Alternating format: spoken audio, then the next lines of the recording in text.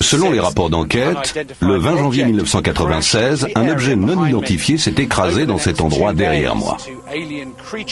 Pendant les 2 jours qui ont suivi, 2 créatures extraterrestres ont été capturées vivantes par les autorités brésiliennes. Dans les heures qui ont suivi la première capture, le blackout médiatique a été total. Et malgré une importante présence de militaires et de personnel d'urgence et plus d'une douzaine de témoins ayant vu à la fois le vaisseau et les corps, le gouvernement brésilien se refuse à admettre qu'un événement d'origine extraterrestre ait eu lieu dans les environs. Aussi incroyable que cela puisse paraître, beaucoup de gens ici croient à cette histoire. L'épisode Varginha pourrait-il s'avérer la plus significative des rencontres du 4e type?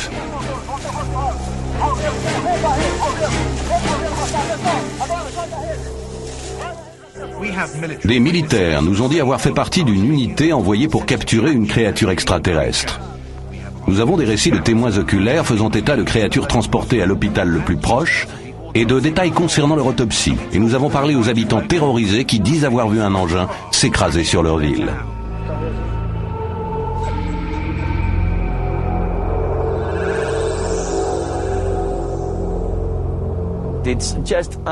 C'est tout simplement incroyable, incontestable, vraiment incontestable. On se fiche de ce que disent les militaires. Ils cachent tout. Ils cachent le fait qu'ils ont capturé des extraterrestres au Brésil et vivants. La créature mesurait environ 1,60 m et avait de grands pieds en V. Sa peau était marron foncé et d'aspect huileux. Elle avait une grosse tête, plus grosse que la nôtre, et des espèces de bosses au sommet, 3 bosses.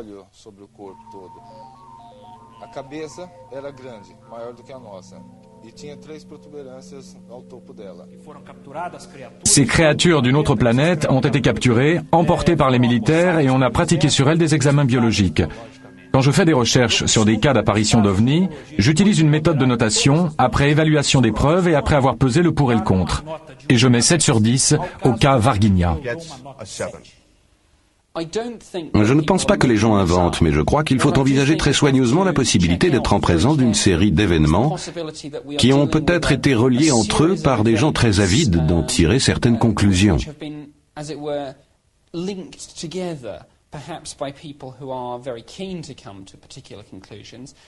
Peut-être sommes-nous seulement en présence d'une série de fausses identifications avec des gens qui trouvent des explications extraordinaires à des faits qui peuvent être assez quelconques.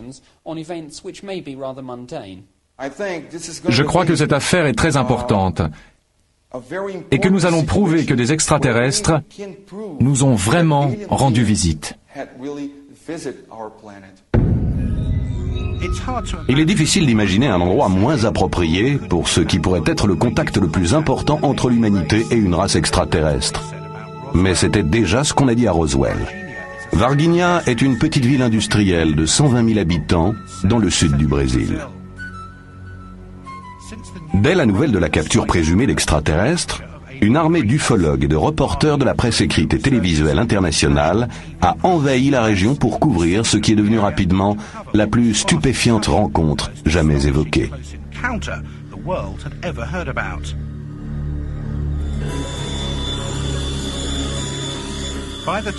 Quand nous sommes arrivés à Varginha pour rencontrer les chercheurs et les témoins, le mystère et l'intrigue étaient à leur comble. La ville entière perdait la boule. Tout le monde était dans la rue, parce que de nombreux ovnis avaient été localisés et que les gens faisaient des rapprochements. Les habitants avaient toutes les raisons de s'inquiéter. On racontait qu'un militaire était mort dans des circonstances étranges, peut-être après avoir manipulé l'un des extraterrestres. Des animaux du zoo en bonne santé étaient morts de façon mystérieuse pendant la nuit. Des témoins et des chercheurs avaient reçu des visites mystérieuses et les témoignages relatant des apparitions d'ovnis affluaient. Varginha se débattait dans une transe extraterrestre. Fantástico teve acesso às declarações secretas desse militar. Segundo os pesquisadores que acompanham o caso Varginha, ele sabe o que está dizendo. Aí daqui a gente já correu para lá e desceu. E quando a gente estava descendo, a gente foi... Ce que nous pouvons dire, tout ce que nous pouvons dire, c'est qu'il n'y a pas le moindre doute. Tout ceci est bien arrivé.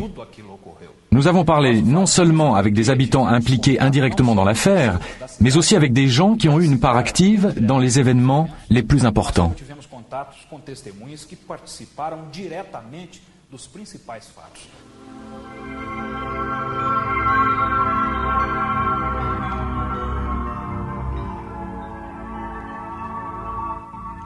Selon les chercheurs, dans la nuit du vendredi 19 janvier, un satellite espion américain a détecté un objet non identifié entrant dans l'atmosphère. Le système de défense radar nord-américain, le NORAD, dans les Cheyennes, a prévenu le gouvernement brésilien que l'engin se dirigeait vers Varginha. Les autorités militaires de la base de 13 Coracoès se sont mises immédiatement en état d'alerte maximum.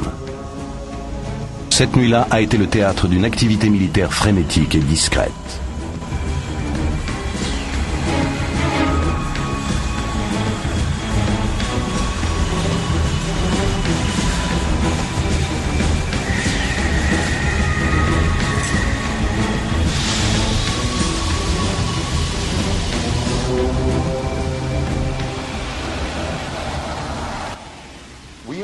D'après nous, non seulement les Américains ont donné l'alerte, mais ils s'intéressent aussi sérieusement à cette histoire parce que nous savons que s'ils mettent la main sur une épave de vaisseau, ou encore mieux sur une de ces créatures, ça peut changer beaucoup de choses.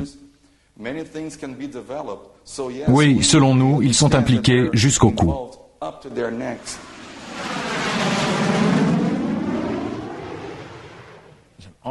Il y a tout un tas d'équipements sophistiqués là-haut, guettant l'entrée dans l'atmosphère d'un satellite américain ou russe, ou d'une soucoupe volante. Alors, connaissait-on la trajectoire de l'engin? L'armée de l'air brésilienne a-t-elle été prévenue? Quelle a été l'implication du gouvernement américain? Les Brésiliens n'ont guère de satellites espions là-haut, par contre les gouvernements américains et russes, oui. Alors ça fait réfléchir. Quelques témoins ont observé la chute de l'engin. C'était très étrange parce que certains d'entre eux ont décrit un objet en forme de cigare, un truc qui ressemblait à un cigare en flammes, avec des étincelles, des trucs comme ça. Cette nuit-là, plusieurs témoins ont déclaré avoir vu un engin étrange dans le ciel. Le 20 janvier au petit matin, Eurico et Oralina des Freitas ont aperçu ce qu'ils pensaient être un ovni plané à 1,50 m du sol, tout près de leur ferme. L'engin semblait en difficulté. On était couchés, mais ma femme n'arrivait pas à dormir. Alors elle s'est levée. On a entendu les vaches effrayées qui commençaient à meugler. C'est ce qui nous a mis la puce à l'oreille. Ma femme est allée à la fenêtre et m'a appelé. Il était à peu près 1 h du matin et on a vu un engin qui venait de là-bas avec plein de fumée qui en sortait. Alors j'ai appelé mon mari et on a regardé. J'ai dit, qu'est-ce que c'est que ça? On aurait dit une espèce de sous-marin volant. Il était très long, avec des trucs qui volaient derrière, comme quand on attache des rubans à un ventilateur. Il était de la taille d'un minibus avec de la fumée partout et il était très clair, presque transparent. C'est la première fois que je vois un truc pareil.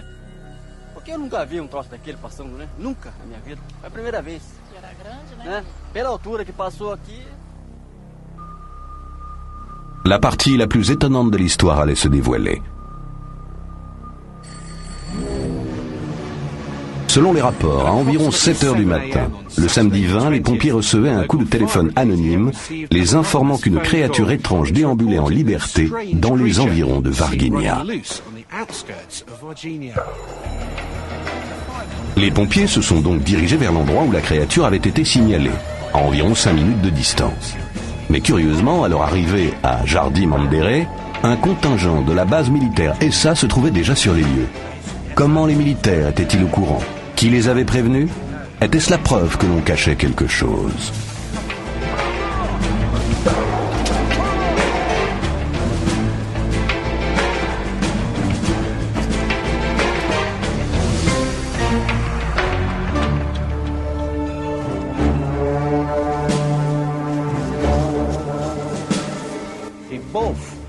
Ils étaient tous surpris de se retrouver les uns en face des autres, les pompiers et l'armée. Et puis ils se sont mis d'accord pour travailler ensemble et capturer la créature.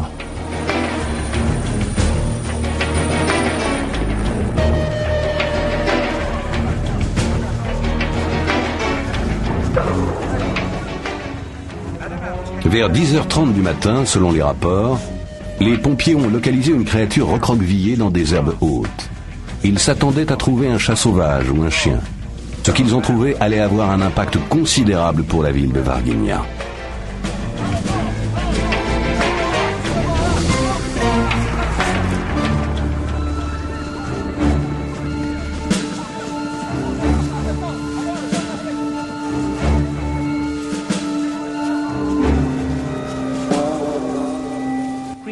La créature s'est laissée capturer sans résistance aucune. Elle ne bougeait presque plus. Elle était tellement fragile. Elle avait l'air de tellement souffrir.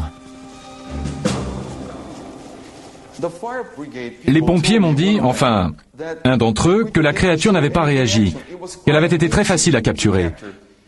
Ils pensaient qu'elle était plus ou moins malade, qu'elle n'allait pas bien, parce qu'elle ne bougeait pas.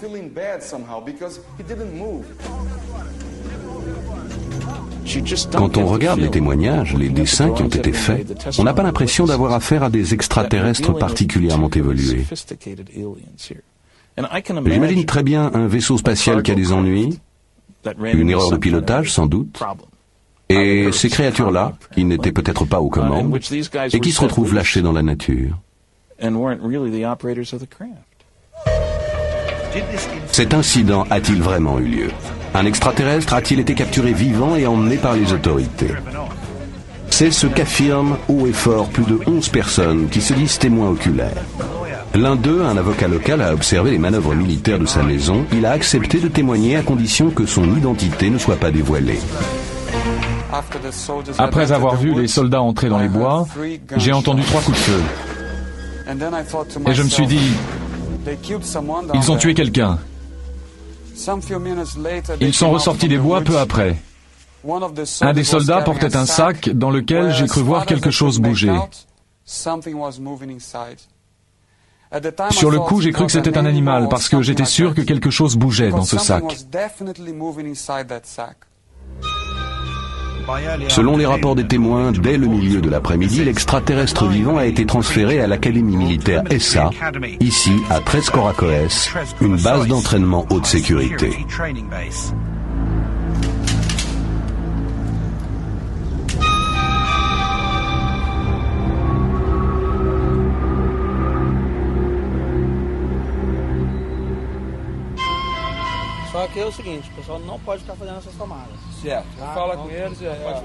Il faut arrêter de filmer tout de suite.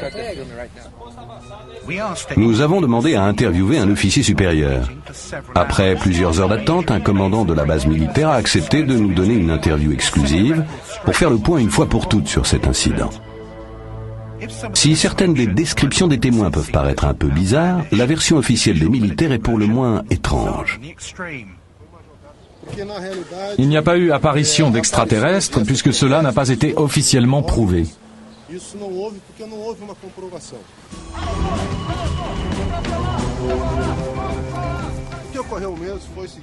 Le 20 janvier 1996, il y a eu de violents orages au-dessus de Varginha. Ici, à Três Coracoes, il y avait une cérémonie. Nous avons dû aussi envoyer 2 camions à réparer pendant qu'ils étaient encore sous garantie. C'est pour ça que nous avons envoyé 2 camions à Varginha.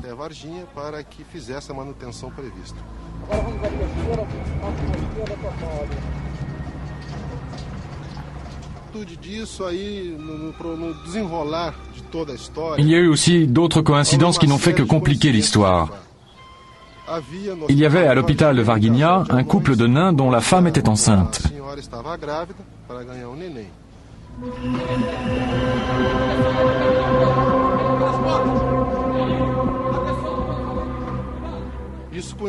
Ce qui coïncidait avec l'histoire des militaires emmenant en camion une créature à l'hôpital de Varginha. Il y a dû avoir confusion avec le couple de nains qui attendait un enfant.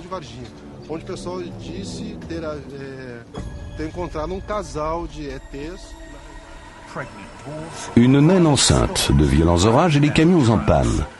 Étonnés par la version officielle des militaires, nous sommes retournés à la caserne des pompiers de Varginha et nous avons demandé à parler aux hommes censés avoir capturé la créature au matin du 20 janvier. Pourquoi les gens disent-ils que les pompiers ont capturé un extraterrestre ce jour-là? Les gens devraient se demander pourquoi on a dit qu'une dizaine de pompiers avaient capturé des êtres d'une autre planète. Personne n'y croit ici, ni le commandant, parce que personne n'a rien vu. Ici, à Varginha, les pompiers nient avoir capturé des extraterrestres le 20 janvier. Pour eux, ce jour-là, c'était la routine. Mais quand je leur ai demandé ce qu'ils avaient fait en ce jour de routine, ils m'ont répondu que c'était classé confidentiel.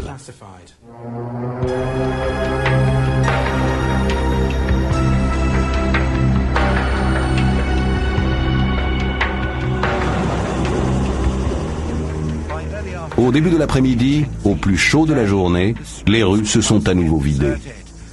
Et cette incroyable histoire aurait pu s'arrêter là, sans ces 3 jeunes habitantes.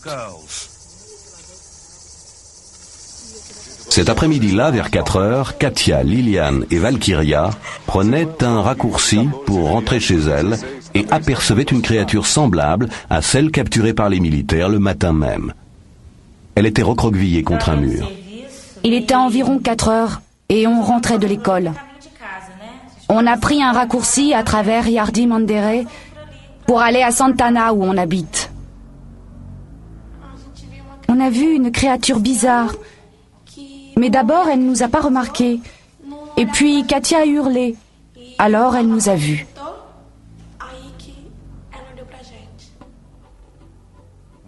Nous avons demandé aux jeunes filles de nous décrire cette créature. Et avec l'aide d'un artiste, nous avons élaboré un croquis détaillé.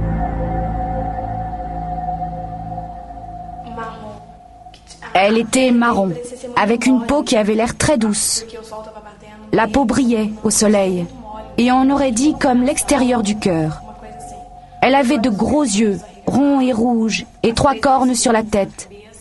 Et on voyait ses veines sur ses bras. Quand elle nous a regardés, on aurait dit qu'elle souffrait, qu'elle avait peur et qu'elle avait mal.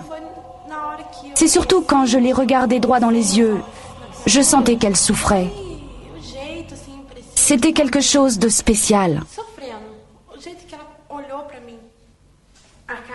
Katia et Liliane sont parties en courant, mais moi je suis restée clouée sur place. Mais elles sont revenues et elles m'ont tiré par le bras et on s'est enfui.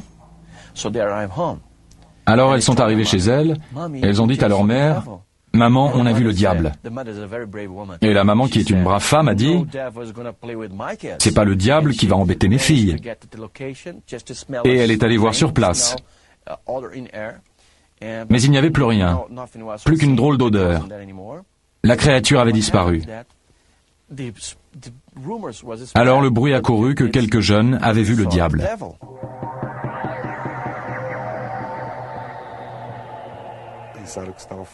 Elles ont eu très peur et ont cru avoir affaire au diable en personne. Elles se sont enfuies et sont arrivées chez elles, mortes de peur. Il s'est passé quelque chose d'étrange, mais il y a beaucoup d'animaux étranges au Brésil, dont quelques-uns sont peu connus des chercheurs occidentaux. C'est un pays très étendu, et il y a plein d'animaux bizarres qui peuvent faire dire aux gens « Mon Dieu, qu'est-ce que c'est que ça ?» On ne peut pas confondre ce que les filles ont vu avec un animal. C'est impossible. Pas à Varginha. Varginha est un endroit très civilisé, avec plein d'industries. Il n'y a pas d'animaux sauvages qui traînent dans les rues. C'est impossible. Je ne pense pas que nos témoins principaux mentent, aucun. Que ce soit les civils ou les militaires. Leurs déclarations sont concrètes, et je crois en leur sincérité.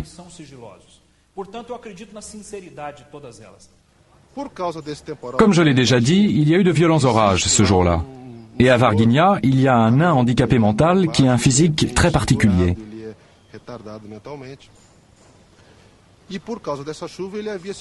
Pendant les orages dont je parlais, il s'est blessé en essayant de rentrer chez lui ou de se mettre à l'abri.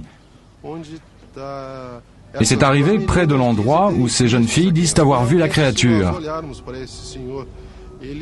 À cause de sa peau foncée et de son apparence physique, elles ont très bien pu prendre le nain pour autre chose.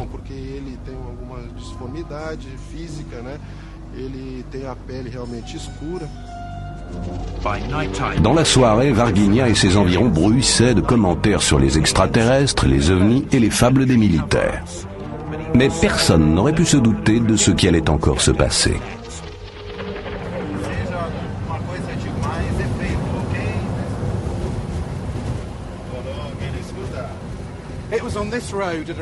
C'est sur cette route que le samedi soir vers 10 h, une patrouille militaire a vu une autre créature blessée sur le bas-côté. Et ils ont pris la décision de la capturer, comme la première. Ils l'ont mise dans un filet, sans trop de mal, et l'ont ramenée à l'hôpital de Varginha, à quelques kilomètres de là.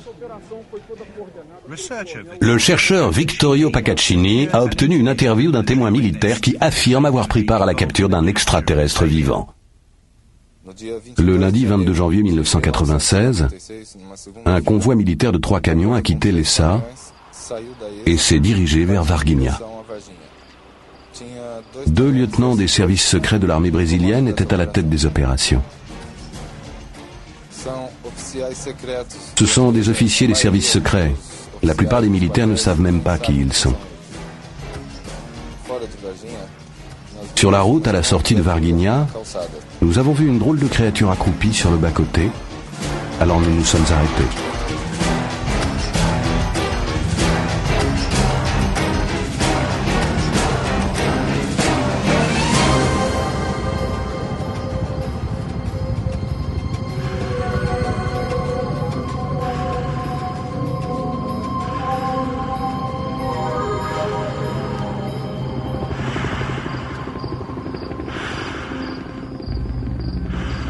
Quand nous avons réalisé ce que c'était, nous avons tous eu un choc. Mais nous avons reçu l'ordre de la mettre à l'arrière du camion et d'aller à l'hôpital. Je me souviens que tout le monde était terrorisé. S'ils ont été si surpris, c'est qu'ils n'avaient jamais imaginé. Tout ce qu'ils savaient des extraterrestres, ils l'avaient vu à la télé. Et à la télé, on en voit de toutes les formes et de toutes les couleurs. Et ils n'avaient jamais pensé qu'un extraterrestre pouvait être comme ça. Ils étaient vraiment stupéfaits. Et ils avaient peur d'attraper une maladie.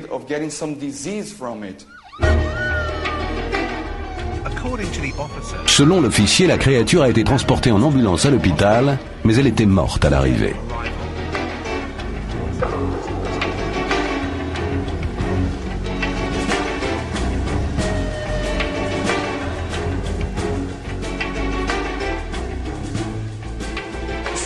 Ici, à l'hôpital Humanitas, aux alentours de minuit, c'était la folie totale. La police locale, la brigade des pompiers et les militaires, tous se démenaient pour bloquer complètement toute la zone. Les médecins et les infirmières étaient troublés, car certains pensaient qu'il pouvait s'agir d'une créature extraterrestre. D'autres estimaient qu'il s'agissait d'expériences génétiques. Enfin, certains pensaient que ce pourrait être l'enfant du diable, tant sa laideur était grande.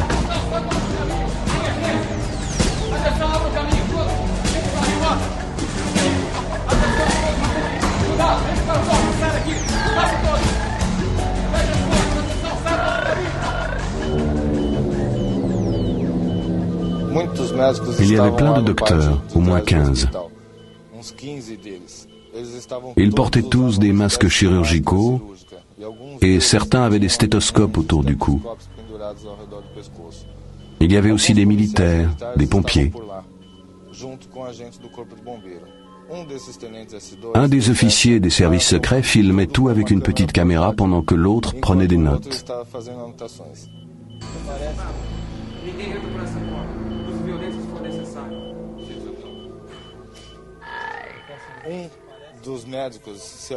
Un des docteurs s'est approché du corps et a ouvert la petite fente de la bouche, a attrapé la langue et l'a tirée avec des forceps.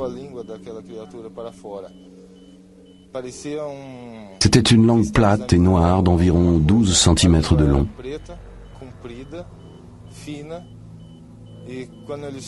Quand le docteur a lâché, la langue est rentrée tout de suite dans la petite fente.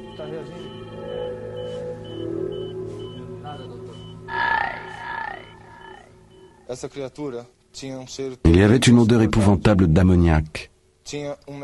La créature mesurait environ 1,60 m et avait de grands pieds en V. Sa peau était marron foncé, d'aspect huileux. Elle avait une grosse tête, plus grosse que la nôtre, avec des espèces de bosses au sommet, 3 bosses.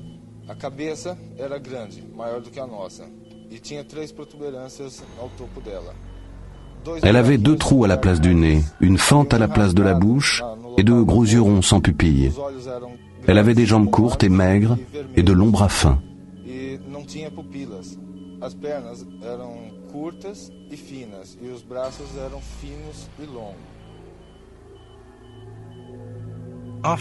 Après plusieurs heures d'examen à l'hôpital, la créature a été transportée avec tout un déploiement de mesures de sécurité à la base de l'ESA à Tres Coracoes.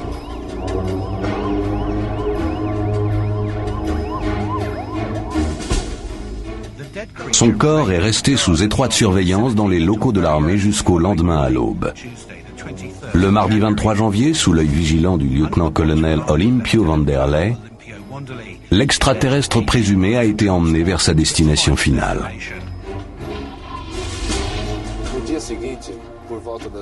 Le lendemain, à 3 heures du matin, le même convoi armé jusqu'aux dents, sous le commandement du sergent Pedrosa, un officier des services secrets, a emporté la créature dans des locaux militaires à Campinas.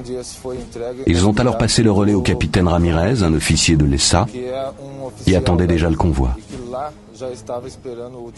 Ils ont alors transféré la créature des locaux militaires à l'université Unicamp, dans la même ville. Derrière l'aspect sans prétention des sous-sols de l'université se cachent en fait 2 laboratoires dont l'accès est strictement limité. Pourquoi les créatures ont-elles été transportées là-bas?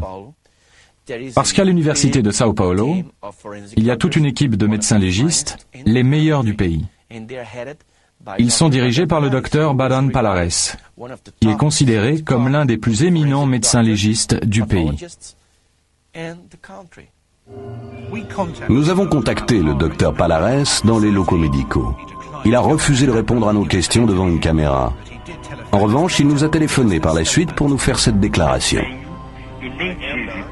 De façon officielle, je n'ai pas participé activement et personnellement à l'affaire Varginha. Je n'ai jamais été en contact avec des membres des services de sécurité ou de l'armée concernant quoi que ce soit qui ait rapport avec l'extraterrestre de Varginha. Mais plusieurs mois après l'incident, un étudiant lui a demandé s'il avait été impliqué dans l'affaire. Savez-vous ce qu'il a répondu? Il a dit, eh bien jeune homme, j'aimerais beaucoup pouvoir vous répondre. Reposez-moi donc la question dans 10 ou 15 ans. De sources non officielles, nous savons qu'après plusieurs semaines d'expérimentation dans les laboratoires haute sécurité, on a transporté les extraterrestres aux États-Unis dans un avion non immatriculé.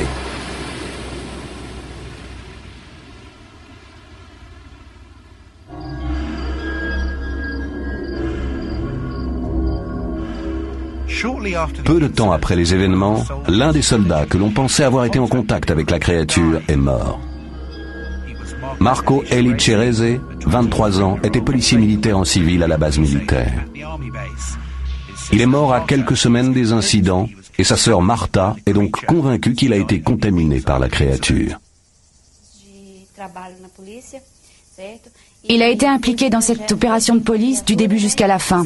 Et il a accompagné la créature de l'endroit de sa capture à l'hôpital Humanitas.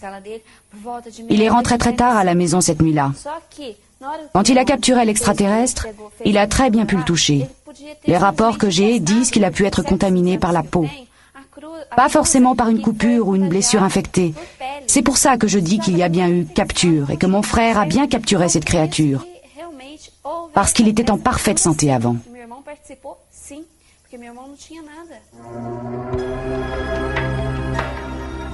Les docteurs ont dit qu'il n'y avait pas besoin d'autopsie et ont donné l'ordre d'enterrer le corps immédiatement.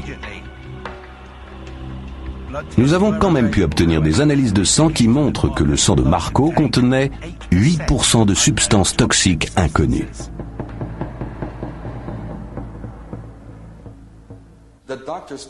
Les médecins ont dit à la famille d'enterrer le corps immédiatement, sans cérémonie. La famille ne comprenait pas pourquoi, mais ils ont obéi aux médecins. Et maintenant, ils poursuivent en justice l'État du Minas Gerais, parce qu'ils veulent exhumer le corps de Marco Eli Cerese. Mais je me rends bien compte qu'ils n'y arriveront jamais, parce que ça concerne les militaires. parce que c'est un sujet classé sécurité nationale et que le juge ne les laissera pas faire. Plusieurs chercheurs ont essayé d'obtenir des autorités confirmation des événements de ce week-end. Mais elles ont bien évidemment refusé de parler. Et tout le monde voulait savoir, exigeait des réponses. Les pompiers niaient tout en bloc. La police militaire faisait de même. Et l'école militaire ici n'a pas ouvert la bouche. De nombreux témoins des incidents ont été retrouvés. Et on leur a demandé de ne plus divulguer d'informations. Quelques-uns des témoins militaires concernés ont subi de graves intimidations de la part de leurs supérieurs. On leur a dit de ne plus divulguer la moindre information sur le cas, quel que soit l'interlocuteur à qui ils la donnaient.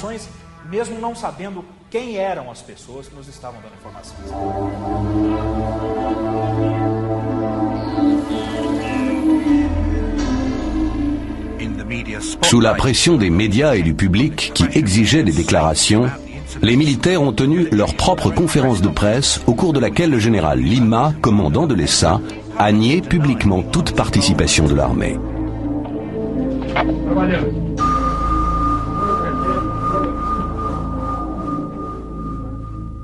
C'est absolument scandaleux. Nous avons capturé des extraterrestres et la population n'a pas le droit de le savoir. S'ils étaient en train de faire des manœuvres de nuit, les militaires ne vont pas se mettre tout à coup à en parler aux gens. Et ils ne vont pas non plus se mettre à table devant des ufologues occidentaux qui débarquent et leur posent des tas de questions. Ce n'est pas comme ça que les militaires fonctionnent.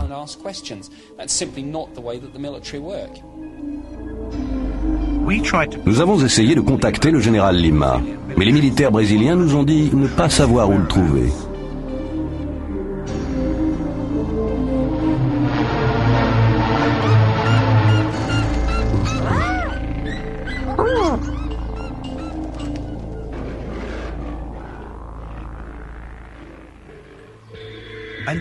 Et au moment où tout le monde pensait que c'en était fini de l'affaire Roswell brésilienne, des rapports relatant une autre rencontre extraterrestre voyaient le jour.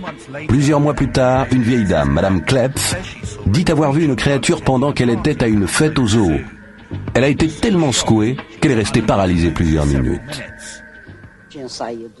Je suis sortie fumer une cigarette sur le balcon. Et j'ai vu quelque chose de vraiment très laid. C'était marron foncé, avec de gros yeux globuleux et rouges.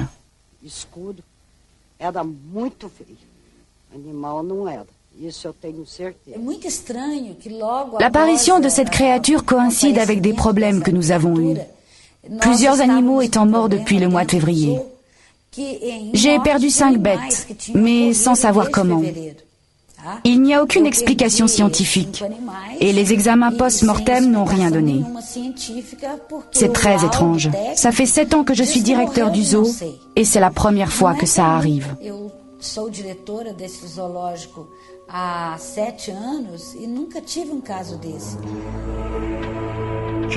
Ce qui s'est exactement passé à Varginha ce week-end du 20 janvier 1996 reste nimbé de mystère. D'un côté, nous avons les habitants qui disent avoir vu des ovnis, des soucoupes volantes accidentées et des extraterrestres capturés par les militaires. De l'autre, nous avons l'armée et les autorités qui nient tout en bloc. Des habitants au bord de l'hystérie et aucune preuve matérielle écrite ou filmée. Mais peut-être la clé du mystère de l'affaire Roswell brésilienne rôde-t-elle toujours dans ce zoo. La créature que Madame Klepf dit avoir vue n'a jamais été capturée et personne ne sait où elle s'en est allée. Je veux savoir ce qu'il est advenu de ces créatures. Je crois que le monde entier veut savoir si ces créatures sont toujours au Brésil et ce qui leur est arrivé. Nous pensons que s'il peut être prouvé que cette histoire est réelle, ce cas aussi est important, si ce n'est plus que l'affaire de Roswell.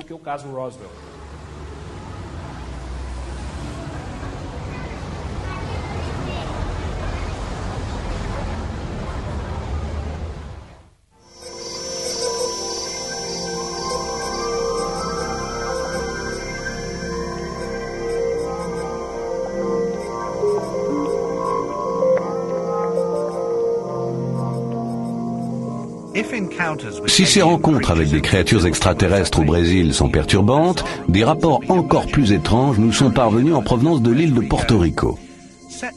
Enfoui dans les collines, l'observatoire Arecibo essaye d'entrer en communication avec l'espace intersidéral depuis plus de 30 ans. Ce qui est plutôt inquiétant, c'est qu'il semble non seulement avoir reçu une réponse, mais aussi une visite personnelle.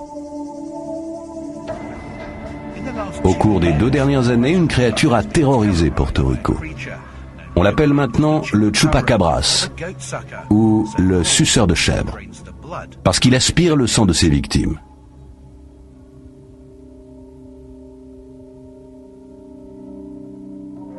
Nous avons pu obtenir les seules images de ce qui pourrait bien être un chupacabras. Les sceptiques disent qu'il s'agit seulement d'une carcasse de chat sauvage.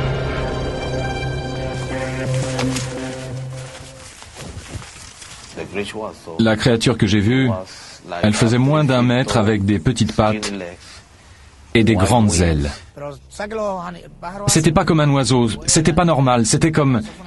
Les oiseaux volent, mais ça c'était très rapide. Wow, c'était quelque chose de bizarre, de pas normal.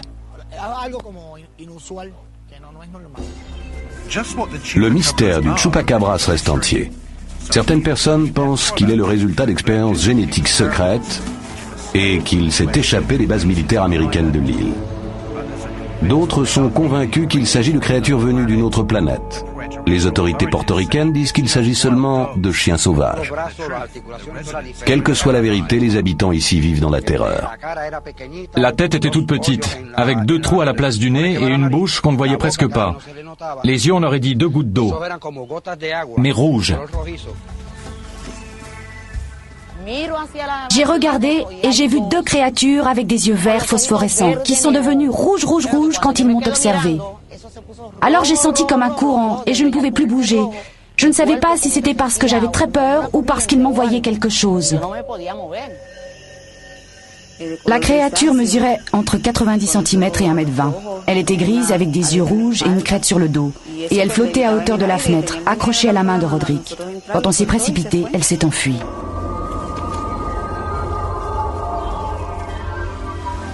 Jorge Martin est bien connu dans cette petite île. Il fait des recherches sur le phénomène chupacabras depuis plus de 2 ans. Ils se tiennent debout sur 2 pattes et ils ont sur le dos des espèces de piquants ou d'épines, je ne sais pas trop, qui partent de la tête jusqu'aux reins. Et ils changent de couleur. Et ils se mettent à vibrer très fort. Ils deviennent lumineux et ils émettent un bourdonnement très bas. Et apparemment, c'est ce qui leur donne l'impulsion pour voler. Je suis convaincu de l'origine extraterrestre du chupacabras.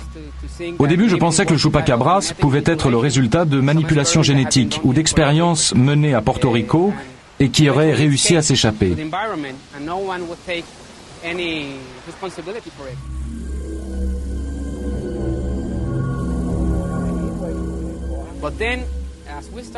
Mais quand nous avons commencé à recueillir de plus en plus de témoignages d'observateurs fiables et sérieux sur tout le territoire de l'île, récits mêlés à des histoires d'ovnis et d'enlèvements, j'ai changé d'avis.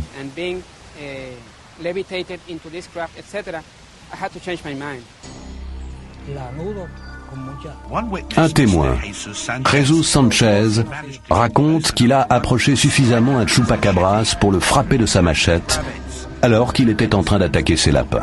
Il est certain que la créature n'est pas un animal ordinaire. J'ai entendu un bruit et je suis sorti pour voir ce que c'était. Quand je suis sorti, la créature a surgi devant moi et je l'ai frappée avec ma machette. Quand je l'ai frappée, elle a fait un bruit comme si je tapais sur un tambour. Elle s'est enfuie à toute vitesse.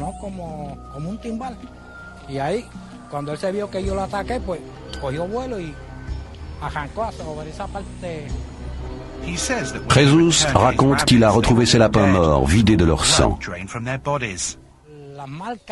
Les marques étaient vraiment incroyables. Aucun être humain n'aurait pu faire ce genre de marques. Pas même un médecin.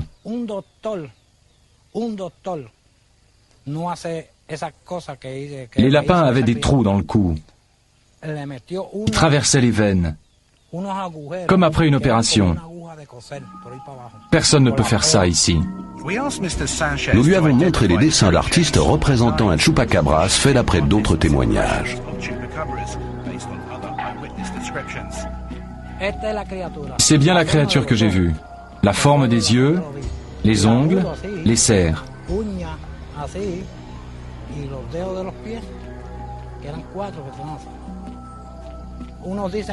À Porto Rico, il y a des gens qui disent que c'est des singes, mais ils mentent, parce que les singes ne volent pas. À mon avis, ils viennent d'une autre planète.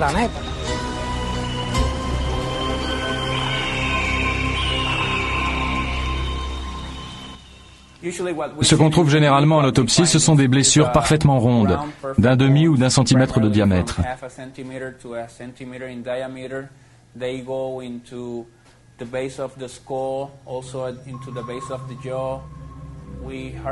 Quelques-uns des corps ne présentent pratiquement pas de rigidité cadavérique.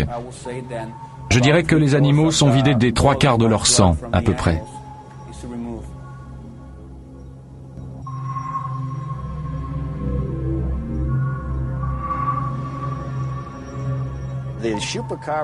Quand il passe à l'attaque, le chupacabras sort, semble-t-il, une espèce de sonde de sa bouche. Une sonde qui a l'air assez longue, de 15 à 20 cm. Et il enfonce cette sonde dans le cou de petits animaux, comme des poulets, des canards ou des oies.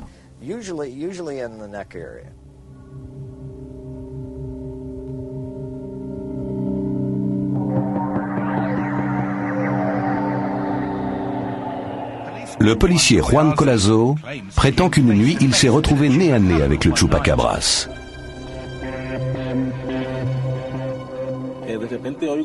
Tout d'un coup, j'ai entendu l'alarme de la voiture.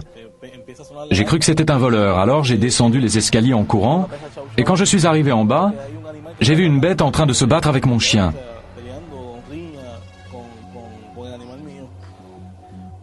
Quand je me suis approché, j'ai compris que c'était le chupacabras, parce que j'avais déjà entendu des descriptions. Alors j'ai reculé, et je lui ai tiré dessus avec mon pistolet. Quand je lui ai tiré dessus, il s'est enroulé comme un ver de terre. Et puis il a roulé sur le sol jusqu'à ce qu'il se cogne contre un mur. Et puis il s'est relevé et il a disparu en quelques secondes à une vitesse incroyable.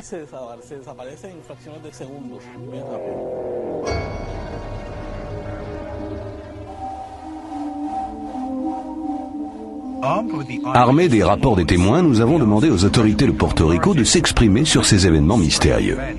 L'un des maires de la région pense que les chupacabras existent bel et bien et n'hésite pas à mettre sa carrière en jeu pour partir à leur chasse. C'est sûr que c'est un extraterrestre. On n'a jamais vu un truc pareil. Je travaillais dans la police portoricaine avant de devenir maire et j'ai fait pas mal d'enquêtes, mais je n'ai jamais rencontré un cas aussi étrange et compliqué que celui-ci. J'ai vu beaucoup de gens. Je suis allé voir le chef de la police, mais il n'a pas voulu m'aider. Il m'a ri au nez et a dit que c'était simplement une bête sauvage. Nous sommes arrivés à deux conclusions. La première, c'est qu'il s'agit d'une créature d'une autre planète. Et la deuxième, c'est qu'il s'agit d'une expérience du gouvernement à El Yunque. Voilà nos deux conclusions. Nous avons des milliers et des milliers de témoignages de personnes dignes de confiance et nous les croyons.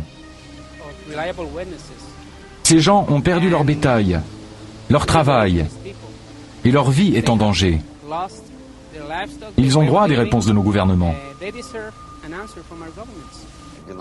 Je n'ai jamais cru aux ovnis. Je n'ai jamais cru à tout ça avant que ça m'arrive. Maintenant j'y crois parce que je l'ai vu de mes propres yeux. Qu'est-ce que vous pensez de tout ça? Nous ne sommes pas seuls. Nous ne sommes pas seuls. Nous ne sommes pas seuls dans l'univers. C'est tout. Il est possible que nous ne soyons pas seuls dans l'univers. Mais si le chupacabras est réellement un visiteur d'une autre planète, il vaudrait peut-être mieux que nous soyons seuls.